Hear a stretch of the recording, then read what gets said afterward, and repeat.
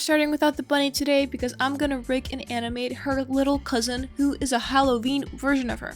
This is not specifically a tutorial, but I will explain all of my thought process and some tricks I do. I'm getting a bone in by going to armature and bones, and in edit mode, I'm pressing E to extrude and make more bones. I want the hands to follow the spine if I move the spine, so I'm gonna duplicate the bone that's up top, and I'm gonna move it to the left. The little dotted line means those are parented. I'm gonna do the same thing for the ears, and do a single bone for the pumpkin. Now let's go to the rig itself, and rename everything. Ha ha ha. After you're done renaming, you want to bind the mesh in the rig by selecting them and then pressing Ctrl B. Hell yeah, this is the way that we do it. With automatic weights. And let's see how bad it is.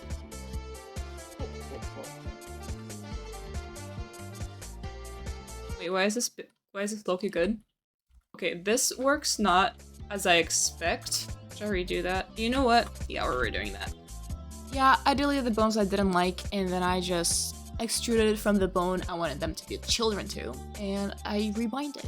And I will be pressing on the rig, pressing on this, object mode, switch to weight paints. Well, one of the hacks I use for weight painting is I go into edit mode and I press on the object. If in this case I just want to do this mesh, but it's all connected, so I just kind of have to select it all by hand. Or I can press 2, 3, it doesn't really matter, and press L. So I got this, then I go back into weight paint, and then I press 1 or click over here, and now I can only weight paint this area. And in this area, I want it to be 0, because they're affecting this little bone. Then I have to press 1 again to switch back, and now this bone is only affecting this, which is perfect. I'm posing the bone to figure out how I should weight paint it, then do it. Red means it's full active to the bone, blue means it's non-active, and the colors in between are just in between. So after I got all this done, I'm gonna put some textures on. Note to self, figure out if there's 2 materials or 1 before trying to figure out why the frick the pumpkin isn't getting any textures on it. So long story short, I figured out what was happening. The pumpkin had a different texture. I'm just gonna delete it.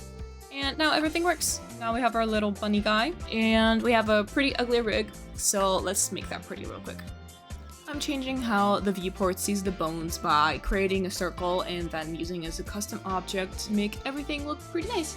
I just do some rotations and just some minor transforms, and I am done. The only thing I want to do differently is the pumpkin. I make a square and then select wireframe. And this is how I got a very simple rig in no time and a very simple character. And this is going to be good enough to pose and to do a small idle animation. My next video is going to be for the ones who hate animation. I know it seems pretty weird, doesn't it? But there's a way to make an idle animation in no time just using simple offsets.